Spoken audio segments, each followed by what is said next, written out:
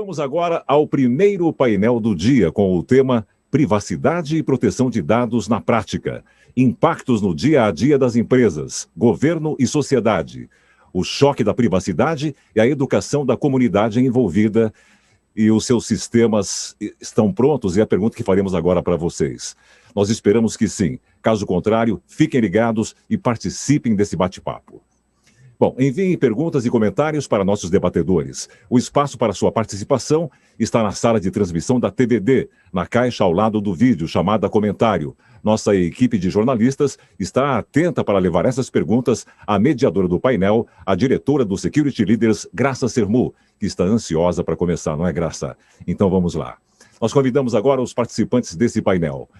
O Business Development Manager Cloud da Fortinet, Alexandre Bonatti.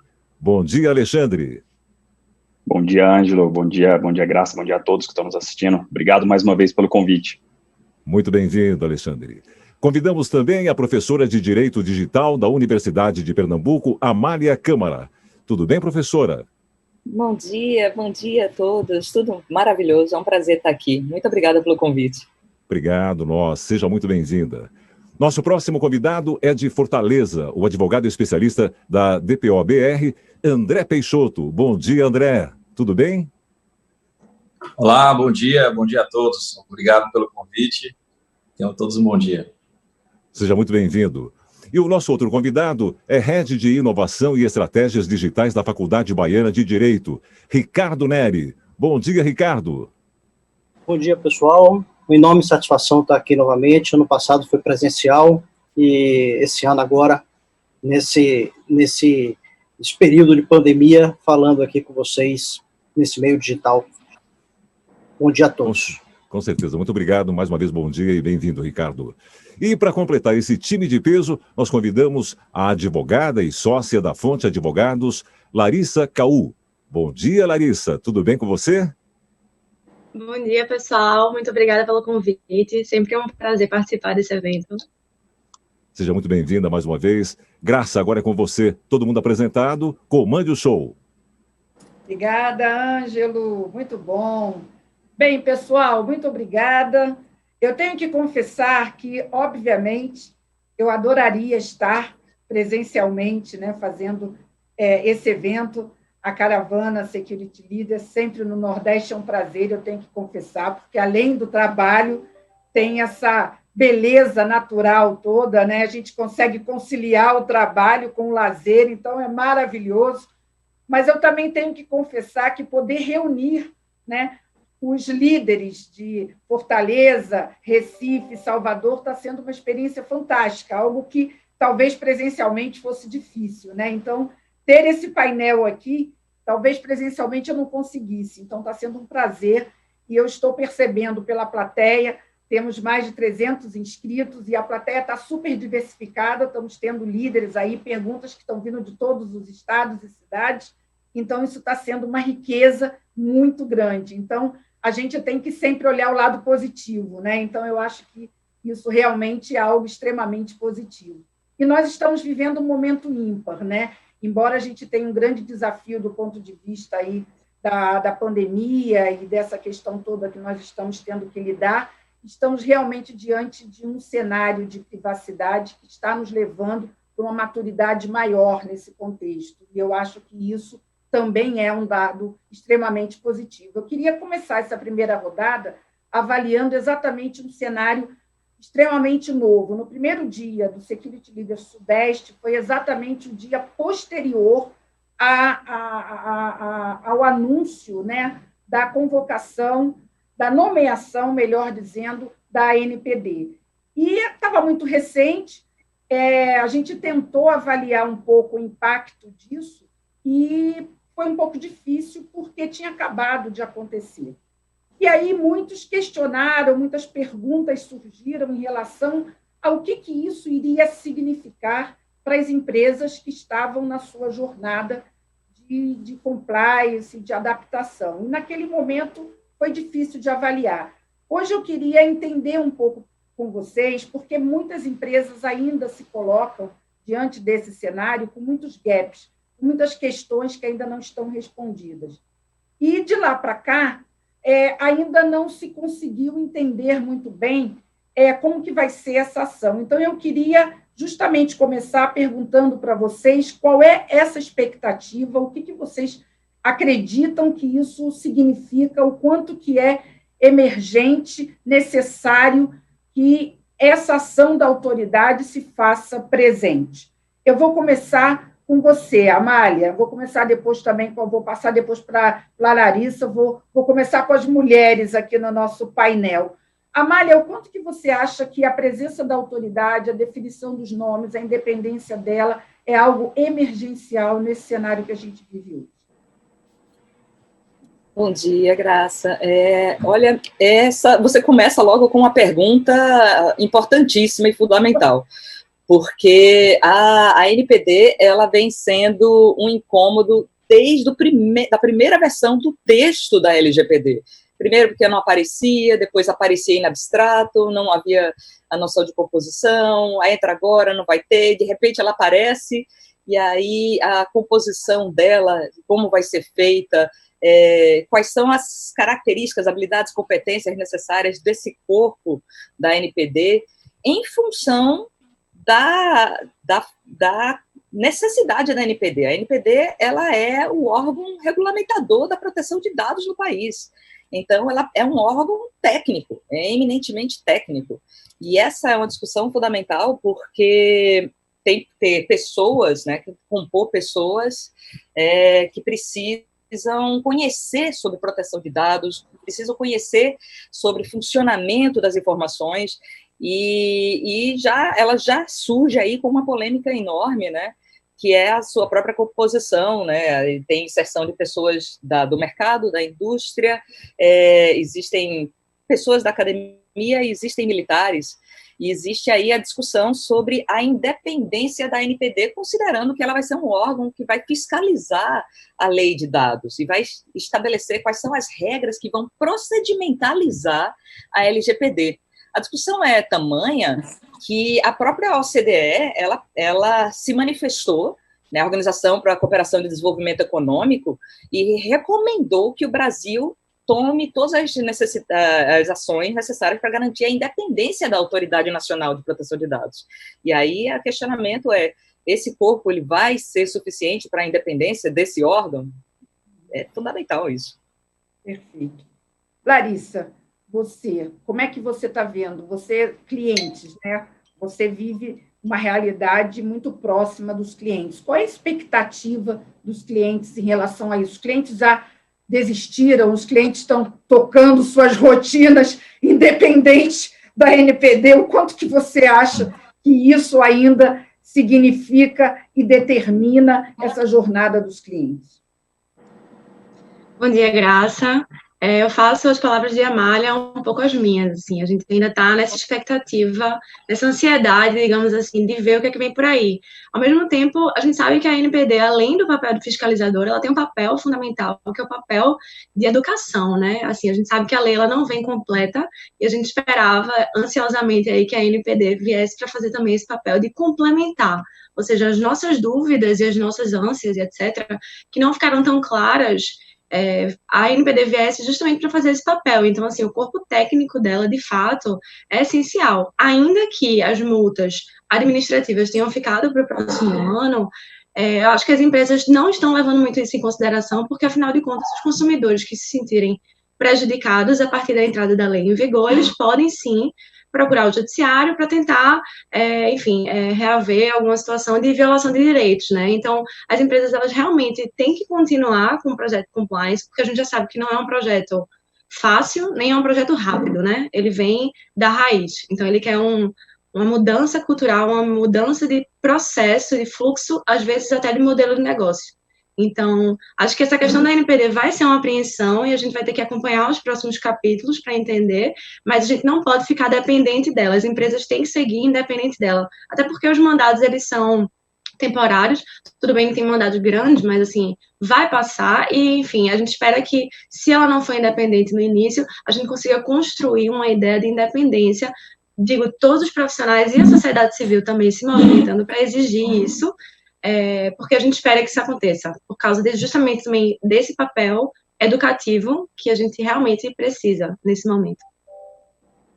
André, sua avaliação, a nomeação, ela foi, né, um alento, porque como a Amália colocou e a Larissa, uma expectativa muito grande, todos, né? Mas aí depois o que eu tenho escutado é que, assim, parece que a nomeação foi olha, nomeamos, mas continua um vácuo, né? Qual é a sua avaliação em relação a isso? É preciso acelerar esse passo após a nomeação? Como é que, na sua visão, se pode acelerar isso?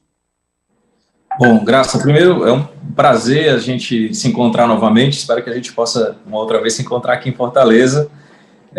Mas enfim, pois é, foi muito bom aquele evento e lhe encontrar. Mas eu acho que a gente tem que ter realmente um senso de urgência. Mas uma coisa importante na NPD é que você precisa também de um tempo de maturação daquele candidato, daquele nome que foi escolhido, porque você vai descobrir muitas coisas. Quando a gente fala num processo político, é interessante você ver o background, que é que ele tem por trás daquela pessoa que vai ser nomeada.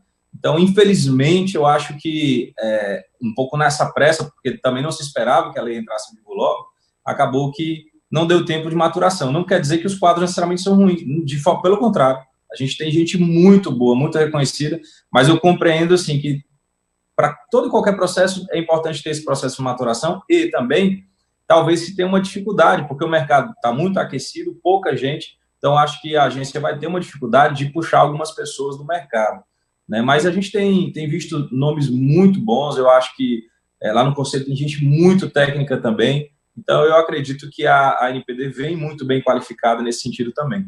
Apesar do que eu acho que o controle, até pela falta de braço da NPD, o controle vai vir muito por outros órgãos, assim, o titular, PROCONs, DECONs e Ministério Público, eu acho que vai haver, num primeiro momento, esse controle mais por isso. Mas eu vejo muito com bons olhos, assim, as nomeações que a gente tem visto na NPD. É importante que ela possa ter autonomia e fortalecimento também. Tá. Ricardo, tivemos aí algumas, embora um certo consenso, mas tivemos aí algumas visões um pouquinho diferentes, né? Qual é a sua visão, assim, você sobre o que nós temos já em relação à NPD? Você concorda? Olha, com eu concordo com absolutamente tudo que foi, concordo com absolutamente tudo que foi falado aqui, e acho também que a maior preocupação da NPD nesse primeiro momento é tratar muito da educação digital, a educação para as empresas, desse entendimento de que os dados pessoais não pertencem mais às empresas, elas nunca pertenceram, né? Mas que é a definição de que esse dado pessoal é do titular de dados. E essa titularidade ela tem que ser muito bem respeitada. Na Faculdade Baiana mesmo, a gente tem essa enorme preocupação de falar para o mercado, e muita informação conflitante, fica parecendo que as coisas só vão funcionar quando a NPD estiver funcionando plenamente, interpretando as lacunas da lei, mas não, como o André falou, os PROCONs já estão de olho, o Ministério Público já está de olho, e, sobretudo, os titulares de dados também já estão de olho. Então, não vai depender da NPD para a eficácia da lei. Muito se discute se a lei vai pegar, será que a lei pega? Aqui no Brasil é incrível, né? Aqui a gente fica vendo se a lei pode pegar ou não. Mas essa lei já pegou, inclusive, dados pessoais. É preciso que a gente entenda que dados pessoais já é tratado na nossa legislação há muito tempo. Não é uma novidade legislativa. Agora nós temos uma lei específica para isso, que é ótimo. Faz com que a gente se alinhe com a OCDE, a GDPR, que foi a nossa grande guia para a construção dessa lei, ela é uma lei muito boa, está sendo aperfeiçoada a cada dia que passa, inclusive a LGPD bebe subsidiariamente da GDPR para suprir as lacunas daqui. Então, isso tudo há de ser observado. Então, para resumir, eu acho que, apesar da NPD ainda ser um braço do Executivo, não deveria ser, mas ela deveria ser totalmente autônoma, né? Deveria ser realmente uma agência reguladora, que não é hoje, mas que tem pretensão de ser. O que é mais importante nesse momento é educar digitalmente toda a sociedade. Aí o segundo passo, não hierarquicamente inferior, mas paralelo, é suprir as lacunas da lei, para que essa lei realmente dê uma segurança jurídica muito interessante para todas as empresas e profissionais que fazem tratamento de dados. Perfeito. Bonatti, né, tivemos aí uma rodada com os especialistas para avaliar esse tópico inicial aqui que eu coloquei, que é a NPD. Você, né, pela sua atuação junto às empresas, vive, né, muito o dia a dia de quem está com a mão na massa, no front, né, tentando aí fazer essa adequação. E eu acredito que aí realmente o desafio seja grande, né, no dia a dia dessas empresas, por não ter essa referência da autoridade. Como é que você está vendo isso hoje? Muitas empresas, e eu converso muito com os líderes de segurança, e muitos me dizem o seguinte, eu já abri mão até de esperar a NPD, eu já estou tocando meus projetos, se vai ter autoridade, se não vai ter autoridade. Você acredita que muitas empresas, muitos líderes abriram mão disso nos seus cronogramas em função de ter, sei lá, são empresas que estão atuando com cenários globais, são empresas que têm operações internacionais e resolveram que, independente do que acontece no Brasil, elas têm que estar compliance? Fala um pouco da tua opinião sobre isso para a gente. Excelente pergunta, Graça. Bom, o que a gente escuta normalmente de feedback dos nossos clientes é que, infelizmente, causado por esse descompasso de timing entre a definição da lei e a NPD, gerou muita preocupação e incertezas. Por quê? A gente sabe que investimento em tecnologia você não faz da noite para o dia.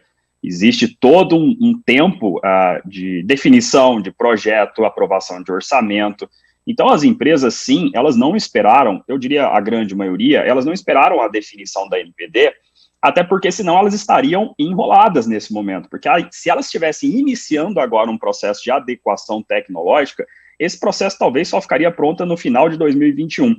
Então, sim, a grande maioria das empresas, elas se adiantaram, até porque muitas nos consultaram e a gente deixa as pessoas muito tranquilas, dizendo o seguinte, mesmo não tendo a NPD, a gente sabe que segurança da informação, inclusive a palestra do Carlos falou muito bem sobre isso, são melhores práticas. E a gente não vai reinventar a roda. A agência não vai reinventar a roda quando a gente fala em segurança. A gente tem normativas aí que existem há bastante tempo, até uma pergunta muito interessante da plateia, como a ISO 27000, 27001, 2 e etc. Então, o que as grandes empresas fizeram? Por que grandes empresas? Porque normalmente são empresas um pouco mais burocráticas no aspecto de investimento em tecnologia. Elas pegaram as melhores práticas e fizeram e se adiantaram nesse investimento. Eu tenho certeza absoluta de que esse investimento não vai ser perdido, até porque o corpo técnico da NPD vai seguir normativas já existentes. Para as pequenas e médias empresas, talvez o investimento agora ele seja mais fácil, talvez pela agilidade, e ainda dá tempo de se adequar na parte de tecnologia. Mas tudo isso causou muita insegurança por conta desse descompasso.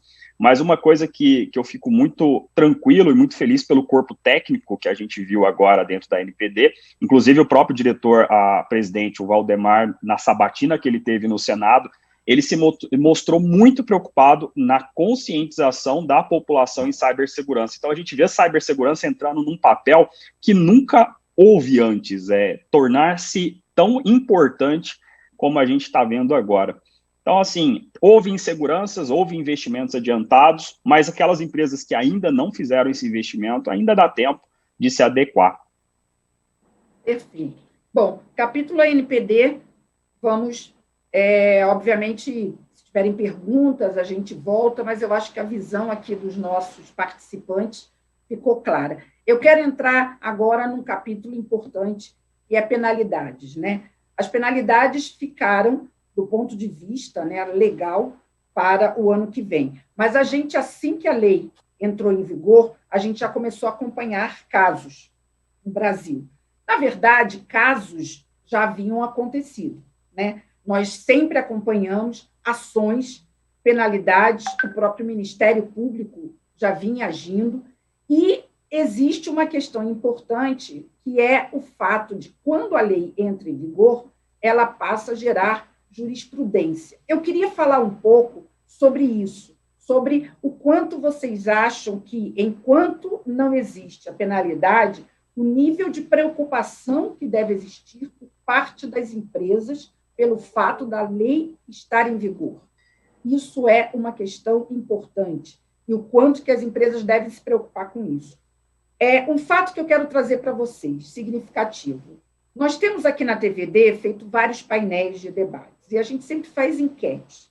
Uma enquete que a gente costuma fazer aqui é justamente perguntar para a nossa plateia o quanto que eles acham relevante, do ponto de vista da aplicação da lei, a multa ou a imagem, né, no caso de um vazamento. O que seria mais impactante? Em quase todas as enquetes, a resposta é: o mais impactante é o comprometimento da imagem da empresa, mais do que a multa que, eventualmente, a empresa possa ter, só para ficar aí como um aspecto. Vou começar dessa vez mudar um pouco. André, o que é preocupante nesse momento, embora a gente não tenha ainda o aspecto da multa, né? O que realmente preocupa nesse momento? Você acha que as empresas devem se preocupar com o que, efetivamente? Olha, eu acho que a análise é perfeita, porque, assim, as empresas...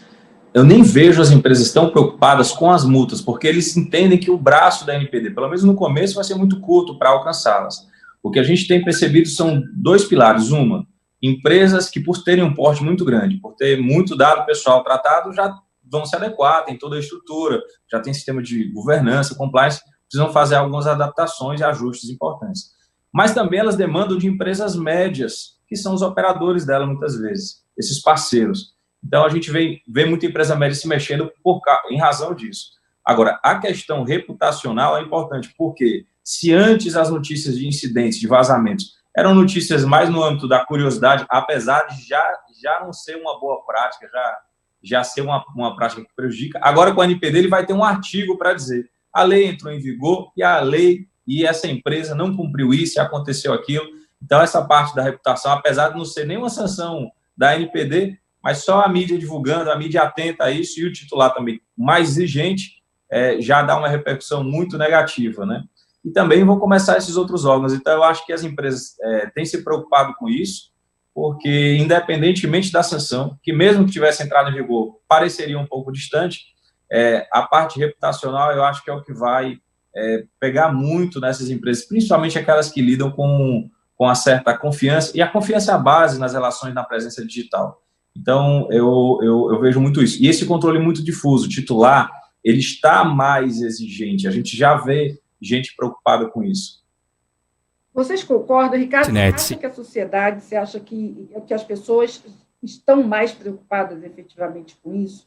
Mesmo no momento que a gente está vivendo, onde as pessoas estão muito preocupadas com vacina, se vai ter vacina, se não vai ter vacina.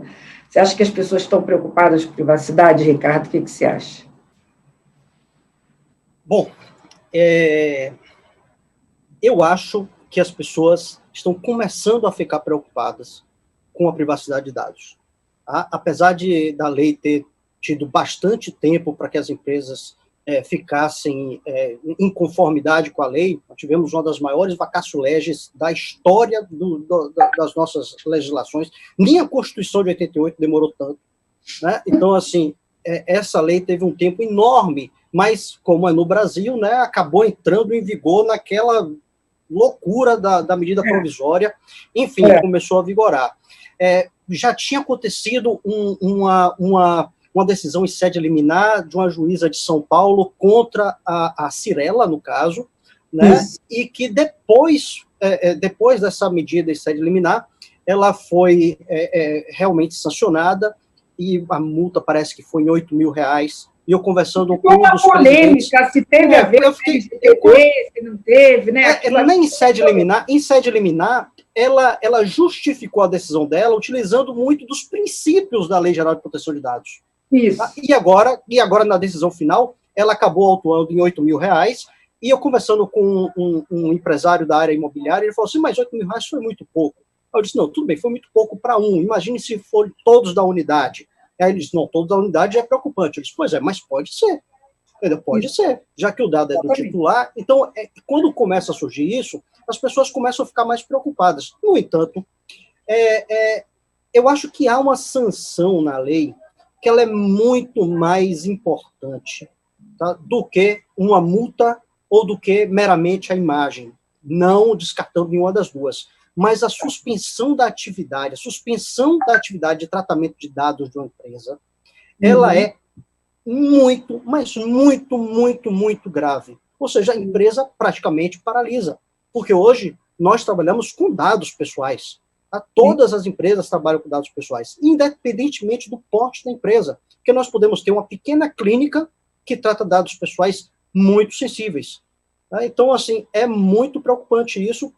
E na hora que essa onda começar, vai surgir um efeito como foi o Código de Defesa do Consumidor. Entendeu? Hoje em dia, o Código de Defesa do Consumidor é uma realidade.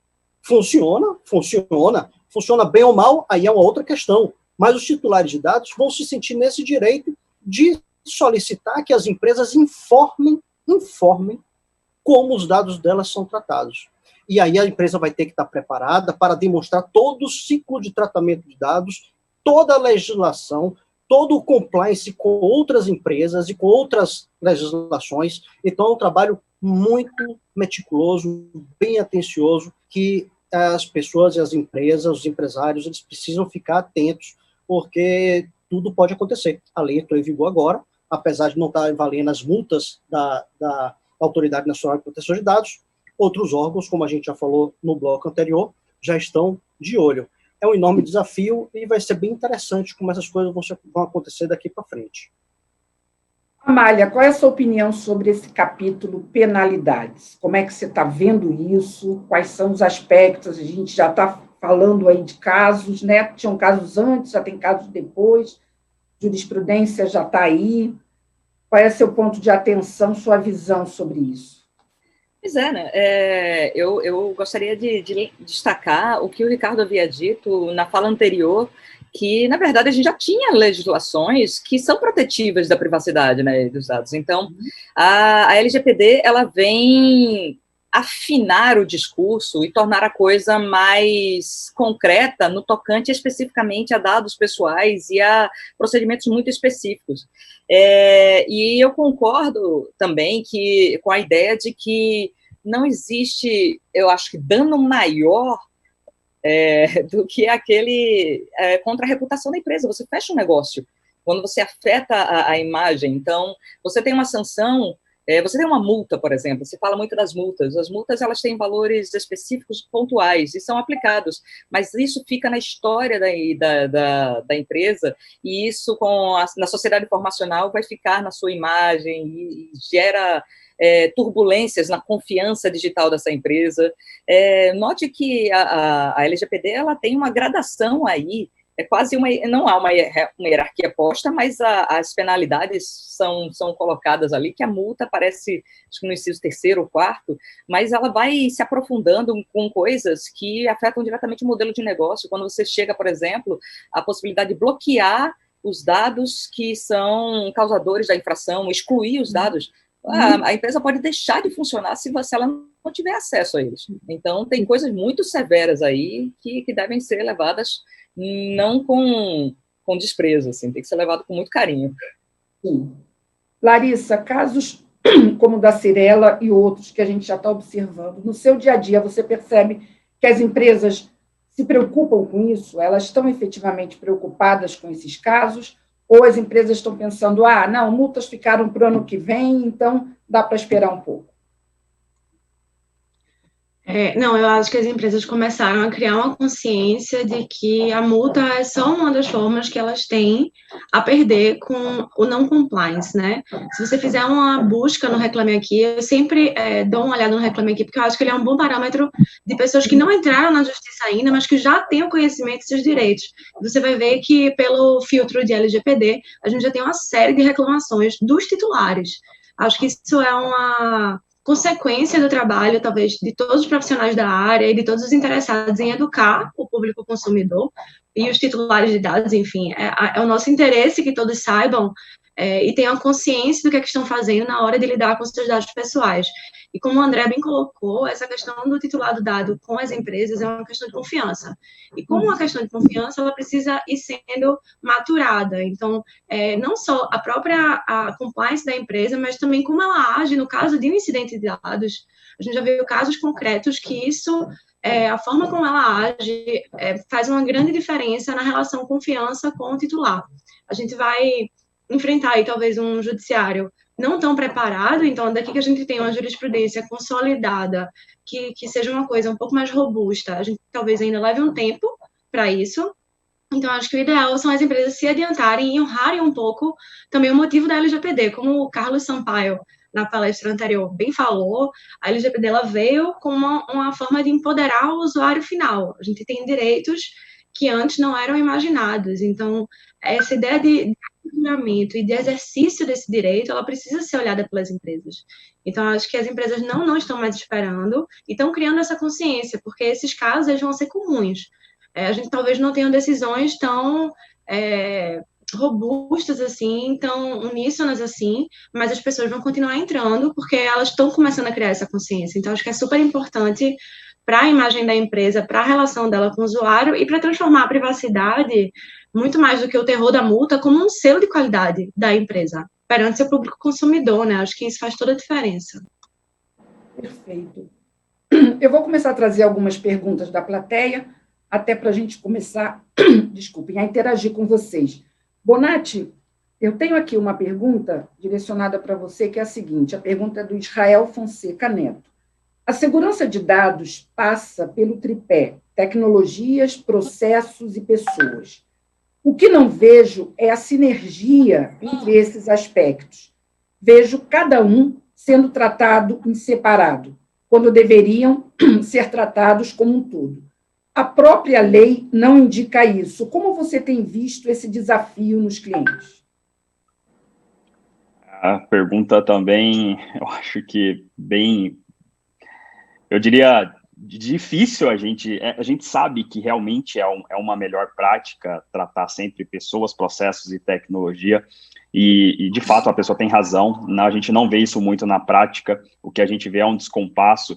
E para corroborar com isso, a gente vê estatísticas muito altas, por exemplo, 62% dos ataques cibernéticos esse ano foram causados por negligência de funcionários, negligência das pessoas. Então, a gente tende a focar muito em tecnologia e esquecer processos e pessoas. Realmente é algo difícil, até porque a gente entende isso como áreas distintas dentro da empresa. E esse é um grande problema. Quando você tem uma área de cibersegurança, e aí já começa o problema, né? Dificilmente tem uma área de cibersegurança dentro das empresas, você tem uma área de TI generalista. Então, você acaba de TI generalista, é tecnologia. E pessoas, quem cuida de pessoas? RH? Não é RH. Então, quando você começa, primeiro, a consolidar uma estrutura de cibersegurança dentro da empresa, tende a essa estrutura a absorver não só a tecnologia, como processos e também o cuidado com as pessoas. Então, eu diria que assim, o que eu tenho visto com os clientes e que tem dado certo é isso. A área de cibersegurança não ser uma pequena estrutura dentro de uma área de tecnologia, porque aí você já associa segurança com tecnologia. E não é só isso, mas a área de cibersegurança ela precisa ser uma área autônoma e para olhar processos e pessoas como um todo dentro da companhia. Perfeito. Amália, a Fabiana Regina Alves de Oliveira está dizendo o seguinte aqui: o ano passado estava presencialmente em Recife com vocês. Amália, você é uma professora incrível, orgulho de ser aluna, palestrante maravilhosa. E que time, todos parabéns pela montagem desse painel. E o Bruno do Nascimento Jacinto Roraima, estou presente aqui com vocês também. E tem uma pergunta aqui para você, Amália, do Marcos Aurélio de Carvalho. Ele diz o seguinte: o fato de se adiar a implantação definitiva da ANPD não gera um descrédito em relação à LGPD? Eu agradeço os gentis comentários. E no tocante à pergunta, a ANPD tem uma série de características histórico-políticas na sua pouca existência normativa, que já dá um certo balanceado aí, dá uma certa turbulência na sua acreditação. Mas, assim, não acho que vai nublar a maravilha que é a LGPD. A LGPD, ela não é uma norma perfeita, ela tem uma série de problemas, mas ela é uma norma que ela vem trazer à luz uma série de detalhes que as legislações anteriores, protetivas de privacidade, macro, lato sensu, não traziam. Ela traz uma série de detalhes e ela se pauta na GDPR, que é uma coisa muito bem elaborada, muito bem discutida, que vem de uma formação cultural de uma região que privacidade é levada de maneira muito severa. Então, a gente está fazendo algumas adaptações, a gente não tem alguns detalhes e algumas riquezas que a GDPR tem, mas a gente está trazendo isso para o nosso perfil nacional. A ANPD, ela tem algumas fragilidades na sua construção, na maneira de entra agora, não entra agora, vai entrar e qual é o perfil, quais são as competências. Então, isso em si já fragiliza, mas eu não acho que isso vai minar a confiança que nós temos na LGPD, isso não vai minar a construção de uma cultura protetiva de dados, isso não vai minar o objetivo macroeducacional de que a gente construir uma sociedade que leve com seriedade os dados pessoais, né? Enquanto pessoas, nós somos titulares de dados. Então, as pessoas estão criando essa conscientização, e a própria discussão e esse debate tem fortalecido isso. Então, para o bem ou para o mal, ele está seguindo na reta de construir uma sociedade mais consciente. Acho que está funcionando. Perfeito. André, uma pergunta aqui para você também interessante. Nessa altura, muitas empresas estão procurando caminhos mais curtos, né, para chegar ao compliance da LGPD. A anonimização, o quanto, na sua opinião, ela é um caminho mais curto? Olha, eu acho que muito pouco, porque uma adequação à LGPD, ela envolve tanta coisa, como foi falado aqui, da raiz, né, de uma mudança cultural. Não basta ter belos documentos jurídicos, programas super avançados, se você não tem isso na cultura da empresa, de baixo para cima, de cima para baixo, não adianta muito. Eu acho que a anonimização é um recurso fantástico, é importante que se explore muito bem esse recurso para que você também simplifique o processo, mas ele, na minha opinião, nem de perto é uma solução tão abrangente assim.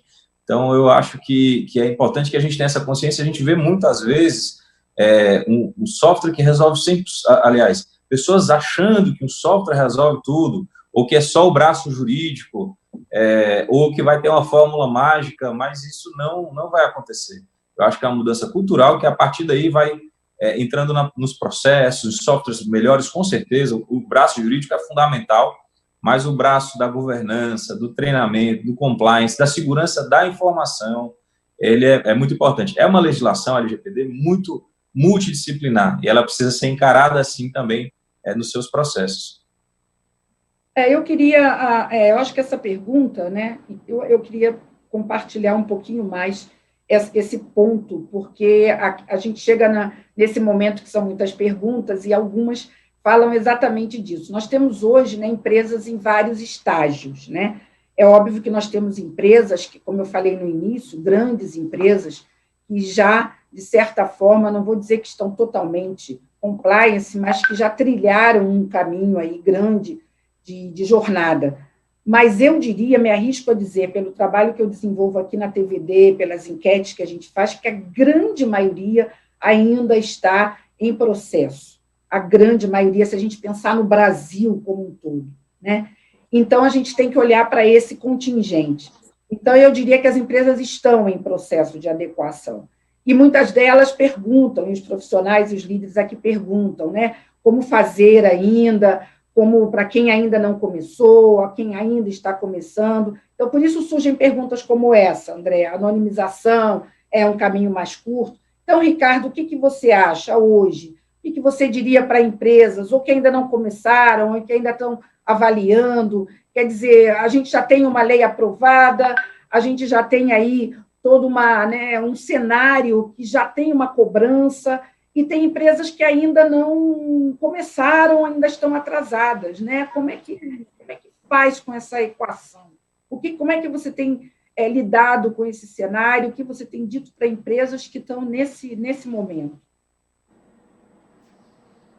Olha, Graça, essa pergunta é bem interessante e eu vou até pegar um pouquinho do que o André falou, que sobretudo, é muito importante que isso seja absorvido de uma forma cultural dentro das empresas. E a outra coisa que você falou, que eu também achei bem interessante, é quando é que acaba esse negócio. Esse negócio nunca vai acabar. Tá? Nós sempre vamos estar em adequação. Proteção de dados é uma tarefa diária, contínua. Nunca vamos acabar de fazer isso. Sempre vão surgir novas vulnerabilidades, sempre a gente vai estar encarando novos desafios, novos problemas, são outras pessoas que vão entrar, novos fluxos que vão surgindo.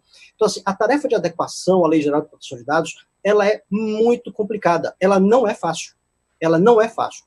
Do que eu posso falar aqui é que ela não é fácil e não é uma tarefa para amadores. A multidisciplinaridade da matéria, ela é incrível.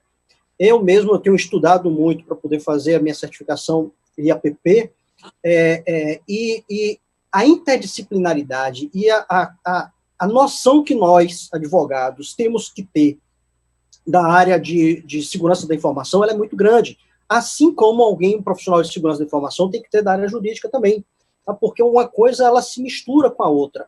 Então, lá na Faculdade Baiana de Direito, a gente já está avançado, tá? Nós estamos agora numa fase de conversar com os nossos operadores, tá? Porque a gente também tem que forçar que os nossos operadores entrem em conformidade para que a gente não sofra algum tipo de penalidade por conta dessa relação mal construída, revisão de contratos, e minha maior dica, o maior alerta para aquelas pessoas que ainda não começaram, a primeira é o seguinte: não fique inerte, não fique inerte. Não ache que não vai acontecer vazamento de dados com você, ou não acho que você não vai ter problema. Você terá problema. A questão não é mais se vai ter um problema. A questão é quando esse problema vai acontecer dentro dos seus negócios. A segunda coisa que eu tenho que falar é o seguinte: agora que Inês é morta, agora que as coisas já estão encaminhadas, eu acho que a melhor estratégia para se pensar digamos assim, quando a gente começou de dentro para fora. Então, a gente veio seguindo passo a passo, reuniões de kickoff, indo área a área, fazendo tudo, seguindo todas as indicações das outras autoridades de proteção de dados que a gente busca como referência. O ICO da Inglaterra, a francesa, a belga, a espanhola, a americana. Então, a gente foi pegando um pouquinho de cada desses e trazendo para a gente. A maior dica é que agora chegou a hora de a gente, quem vai começar agora, é pensar nas principais vulnerabilidades, é começar de fora para dentro. Tá? Então, onde é que está sendo mais vulnerável? Onde é que a capacidade de acontecer algum tipo de problema ela está mais latente? Então, eu acho que é aí que deve ser atacado. É a dica que você daria, né? Então, essa eu acho que talvez seja a melhor dica que eu tenho para dar para as pessoas que ainda não começaram, que estão no estágio muito inicial. Porque começar agora do início mesmo, lá como manda o figurino, só se for numa estratégia de privacy by design, que aí vai ser o surgimento de novos negócios ou de outros negócios, um spin-off, enfim. Perfeito. Bem, não poderíamos deixar de falar na figura do DPO, mais um capítulo interessante aqui, e com certeza a nossa plateia está super atenta, já mandou perguntas sobre esse aspecto. Eu tinha essa reservada aqui, e olha só o que o Ricardo Átila nos manda aqui. Ele diz o seguinte: bom dia, pessoal, excelente debate. O governo deu prazo de 30 dias para indicação de DPOs nos órgãos públicos. Pergunta: esse prazo não é um pouco escasso? Pois sabemos que muitos órgãos não estão preparados para ter colaboradores treinados e preparados. E aí, logo na sequência vem, eu diria que não só os órgãos públicos. Então, essa aqui não está direcionada, mas eu acho que é uma boa pergunta para o nosso painel aqui, para todos, e vou deixar ela quicando aqui na área. Não vou deixar quicando, não. Larissa, o que você acha, Larissa? A figura do DPO é um assunto que dá quase outro painel, né? Mas vamos começar aí por essa questão dos órgãos públicos. Tem um prazo aí para os órgãos públicos ter essa figura, mas eu sei que os privados também ainda estão se debatendo aí com a figura do DPO. O que você acha disso? Pois é, Graça, me parece que a gente insiste um pouco no mesmo erro da pressa, né? Essa pressa, é a ideia de um salvador que vai implementar a proteção de dados e a partir disso está tudo resolvido. E a gente sabe que não é assim, apesar do DPO ter grandes atribuições e a gente depositar muita fé no trabalho que vai ser feito, a gente sabe que a gente volta sempre para a mesma base, que é a cultura. O DPO ele vai ser um encarregado da empresa, enfim, do órgão público, mas a gente sabe que isso, às vezes, fala de centenas de milhares de pessoas. Então, assim, a gente precisa ter todo mundo bem treinado e bem educado, até porque o DPO precisa ser essa fonte de interação, né? Eu digo que não existe um compliance de proteção de dados se você não tem os seus colaboradores, os seus funcionários todos engajados. A gente precisa vender o projeto. E quando a gente precisa vender o projeto, é internamente. As pessoas que estão participando do projeto precisam comprar a ideia, porque não existe o compliance de, enfim, uma liderança que não está na ponta e, às vezes, não vai ter dificuldade de saber quando um fluxo mudou. Então, a gente precisa dessa interação e a gente precisa desse aculturamento geral, né? Então, assim, me parece um pouco apressado. Ao mesmo tempo, eventualmente pode ser importante ter essa figura, mas essa figura, assim, o que eu desejaria que não acontecesse é que, uma vez nomeada essa figura, todo mundo relaxe e simplesmente coloque para ele o grande papel do compliance, né? Tanto nas empresas quanto nos órgãos públicos, a gente sabe que a gente precisa desse trabalho de base, né? E o DPO, ele vai ser, sim, a fonte de comunicação, mas não dá para esperar que ele resolva todo o problema. Na verdade, não. Ele pode até dar um direcionamento. Se os órgãos públicos já não tinham um líder de projeto, talvez ele assuma esse papel. É importante ter um líder de projeto, é importante ter alguém que vai encabeçar, vai colocar as coisas para funcionarem, vai cobrar prazos, enfim, é importante que isso aconteça, mas isso não precisa ser o DPO, e nem é o DPO que vai fazer toda essa diferença, né? Então, assim, eu acho que é importante, mas essa pressa me preocupa. A gente precisa de um profissional que tenha a qualificação necessária e possa lidar com os desafios que é implementar um projeto de LGPD em uma entidade pública, que a gente sabe que talvez seja ainda maior do que uma entidade privada, né? Então, assim, eu espero que isso funcione, mas, assim, me preocupa um pouco a pressa. Espero que sejam profissionais que já venham com a privacidade de antes, e não agora assumam de supetão esse papel. Perfeito. Vou trazer, Bonatti, você para essa discussão, porque tem uma pergunta aqui importante, e nós que acompanhamos bem o mercado de segurança, vimos, num primeiro momento, muitos CISOs assumindo esse papel de DPO, né? Agora ainda acompanhamos isso. E eu ouço muitos líderes de segurança dizendo, recentemente, um grande líder de segurança falou, e uma grande empresa, não tinha ninguém para assumir, e caiu essa função no meu colo, e eu tive que encarar esse abacaxi, descascar esse abacaxi, não vou falar a fonte, mas foi literalmente o que ele me falou em off, e tive que descascar esse abacaxi. Então, ainda é visto como isso.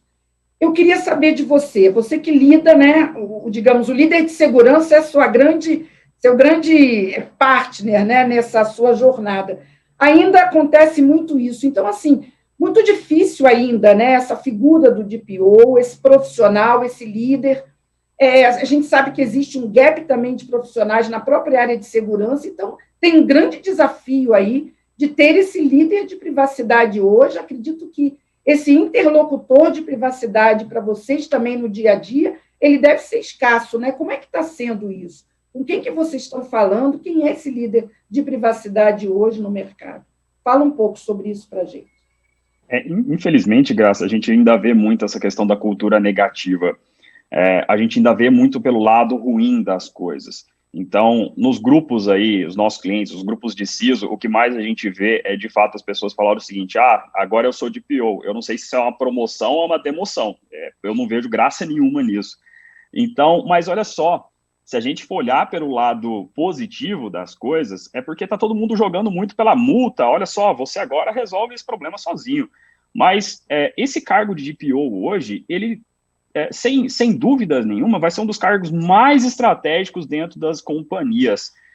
E você falou muito do CISO estando assumindo esse papel de DPO, e o interessante também é que vem acontecendo muito de CIOs virando CEOs de empresa. Mas por que isso? Porque cada vez mais a tecnologia ela está presente dentro do core business do negócio.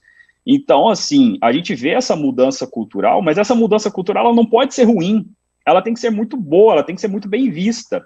Então, a pessoa hoje que recebe um cargo de DPO é um trabalho, com certeza, é um trabalho muito grande, mas, por outro lado, é uma das áreas que vai ter que ter um maior conhecimento do core business da empresa, de toda a estrutura, e talvez é uma área e a pessoa que vai ter mais acesso à alta direção dentro da companhia. Então, é um cargo estratégico, é um cargo importante, mas o que eu tenho dado de dica para as pessoas, para as empresas, vamos enxergar o lado positivo das coisas e não só o lado negativo. Isso não é só um abacaxi. Com certeza, isso vai ter grandes frutos depois. Perfeito. Bem, para dar prioridade também aqui para outros temas, eu vou continuar aqui com as perguntas, mas a gente pode voltar ao assunto de PO. Eu tenho uma pergunta aqui do Ricardo Átila para você, André, mas se você quiser comentar o capítulo de PO, fique à vontade, depois os demais também que não falaram, Ricardo e Amália. Para o André, o Ricardo Átila diz o seguinte: em relação à transferência de dados internacionais, na minha visão, nós estamos reféns da ANPD em relação ao processo de adequação? O que você acha, André? Bom, eu quero falar um pouquinho sobre o DPO, mas eu vou começar pela pergunta. Todos querem falar. Você tem direito. Pode recuperar o assunto de DPO e responder ao Ricardo também. Perfeito, está ótimo. Bom, eu acho que a gente fica um pouco refém, porque existem até algumas críticas da OCDE em torno de como é que vai ser a ANPD, a questão da independência, por estar vinculada ao gabinete do executivo, e não, por exemplo, ao ministério, como a gente vê outras agências, né? Então, realmente existem muitas coisas a solucionar que a diretoria da ANPD vai precisar fazer essas demonstrações e algumas regulamentações, porque a lei coloca muita atribuição na ANPD, não é só fiscalizatória, receber reclamação, mas também de você produzir conteúdo, produzir normativos, né? Então, é muita responsabilidade, é muita atribuição à ANPD, e ela vai contar com uma estrutura muito enxuta, muito pequena ali no começo. Então, eu vejo muito trabalho que a agência vai ter para poder realmente operacionalizar de uma forma muito clara, transparente, essa transferência internacional de dados, especialmente contando com essa confiança, com essa interação com as outras agências. Também um outro desafio aí na ANPD, na composição dos quadros, é que é importante que tenha alguém com experiência nessa transmissão internacional de dados. Então, veja aí a complexidade que você estar ali tocando a ANPD, né? Bom, com relação ao DPO, eu acho que é uma grande oportunidade aí no mercado para profissionais da área jurídica, profissionais da área de tecnologia. Infelizmente, eu acho que foi uma percepção que eu tenho que foi pouco explorado, e muitas vezes muitas pessoas se aprofundam, ficam até com medo, puxa, mas é tudo isso mesmo. Então, assim, ainda é um cenário muito volátil. A gente vê as empresas sem saber muito como fazer, quando vai contratar, acha é muito caro, puxa, mas eu já tenho que investir nesse profissional, tudo isso agora. Então, eu vejo caminhos, assim, completamente abertos. E a ANPD vai entrar também para regulamentar um pouco para pequenas e médias empresas, né? Mas que caminhos aí que as empresas têm visto, né? Será que eu vou ter uma pessoa do meu quadro? Vai ser dedicação exclusiva? Eu pego alguém que já tem aqui e adiciono essa atribuição? Será que eu contrato uma empresa para ser DPO as a Service? Será que eu vou contratar uma empresa para contribuir com a operação assistida? Será que eu não vou formar um profissional que está valendo ouro e assim que ele estiver bem formado, o meu concorrente vai tomar, a outra empresa vai levar depois que tiver feito todo o treinamento? Então, assim, cada empresa vai ter que encontrar o seu caminho dentro da sua consultoria. Mas eu vejo muito com bons olhos, principalmente a questão de operação assistida associada a um treinamento. De repente, a empresa tem um quadro lá dentro que tem a aderência ali do topo à base da pirâmide dentro da empresa, que buscou a qualificação mínima ali, por exemplo, mas é alguém que a empresa pretende investir nessa formação. Então, aquela pessoa vai passar por toda uma trilha de certificações, cursos, treinamentos ali, tutoriado, por exemplo, para uma consultoria que está ajudando nesse processo, e vai ser específico para aquela empresa. Então, ela vai ser, até para, por exemplo, alguém querer tomar, né, você tem mecanismos jurídicos para fazer essa proteção de quarentena ou de multas, mas ele vai estar formado para aquela realidade muito específica. Então, eu vejo com bons olhos quando existe uma operação nesse sentido, de que vai haver um suporte, um apoio para aquele profissional escolhido dentro da empresa, para que ele possa fazer esse amadurecimento como profissional encarregado. E as outras modalidades, talvez aconteça um pouco como aconteceu com a Europa, um pouco o serviço sendo feito por meio de associações, sindicatos, também eu acho, principalmente para os pequenos, né? Então, eu acho que a ideia aí vai ser a criatividade no bom sentido, para cada empresa fazer a sua imersão e encontrar a sua saída. E aí a NPD realmente vai ter um papel também importante mais à frente. Perfeito. Bem, nós estamos nos momentos finais, eu não queria terminar sem antes dar para cada um de vocês, né, rapidamente, um tempo de conclusão, de uma palavra final, de deixar uma mensagem. Vocês, aqueles que não falaram sobre a questão de PO, pode voltar, que eu acho que o Ricardo e a Amália não falaram, mas também tivemos aí outros temas, e cada um de vocês tem uma visão específica sobre o que é mais relevante. Eu particularmente achei o painel sensacional, ficaria com vocês aqui mais 1, 2, 3 horas, mas não tem como, né? Nós temos outros assuntos para tocar aqui. Muitas perguntas, acho que a maioria nós conseguimos responder, então queria fazer uma rodada final antes da gente terminar com mensagens. Vou começar com você, Ricardo, que a gente, na rodada aqui, não passou. Se você puder também, no seu comentário final, responder uma última questão aqui ainda sobre o DPO, perguntando, o André comentou sobre certificação, se vai ser necessário certificação, com certeza, né? Vai ser necessário, é necessário certificação para DPO, né, Ricardo? Eu sempre aproveito para responder uma perguntinha. Olha só, necessário? Não é necessário uma certificação. Mas qual é o grande papel da certificação? É mostrar que você tem domínio, tem conhecimento acerca daquele assunto. Então, logicamente, que as grandes empresas, sobretudo as multinacionais, quando fizerem a contratação de um profissional, eles vão procurar saber se você tem aquelas ferramentas, se você tem aqueles skills. Tá? Grandes escritórios de advocacia também, quando vão contratar profissionais para fazer adequação, eles também olham isso como sendo uma característica de destaque. A área jurídica, a jurídica está conhecendo agora as certificações. Né? Isso na área de TI, certificação já é uma realidade. Muitos profissionais já tiram. Mas o DPO nem necessariamente precisa ser um advogado e nem necessariamente precisa ser um profissional de TI. Ele precisa ser necessariamente um bom gestor. E como a lei também já recomenda, ele precisa ser autônomo e precisa ser disponível. E aí a gente começa a problematizar um pouco aquelas questões de, poxa, o CISO pode ser, um CIO pode ser, um DPO. A gente tem que olhar para a autonomia. Esse cara é um seletista, ele está obedecendo a hierarquia, ele não pode, porque o DPO ele não pode ser punido pelas ações dele dentro da empresa. Ele tem que ter um contato direto com a alta direção, tá? E tem que transmitir aquela cultura. Ele é um gestor, tá? Ele é um gestor de todos os dados pessoais. Isso a gente não pode perder. Pode ser visto como um abacaxi. Não, ele definitivamente, o DPO não é um abacaxi. É uma pessoa muito importante. Temos que deixar essa mensagem. Lá na Baiana mesmo, além do Comitê de Privacidade de Dados, existe a figura do DPO, que nesse momento sou eu, né, eu que estou tomando essa liderança lá, mas a gente tem total preocupação. A outra pergunta também eu achei interessante sobre transferência de dados, eu só queria falar o seguinte, transferência de dados internacionais está fazendo todos os dias, a todo momento. Tá? A gente está ligado ao Google, não esqueçam disso. Então, transferência de dados internacionais. Nós estamos ligados à Amazon. Tá? Então, quem tem servidor Amazon, a gente já está fazendo transferência de dados internacionais. Eu não sei que nível de preocupação de tratamento de dados internacional foi a pergunta, mas já estou te falando. A gente transfere dado internacional a todo momento, toda hora, todas as empresas, todos nós, pessoas físicas, pessoas jurídicas, profissionais autônomos, todos nós estamos transferindo os dados.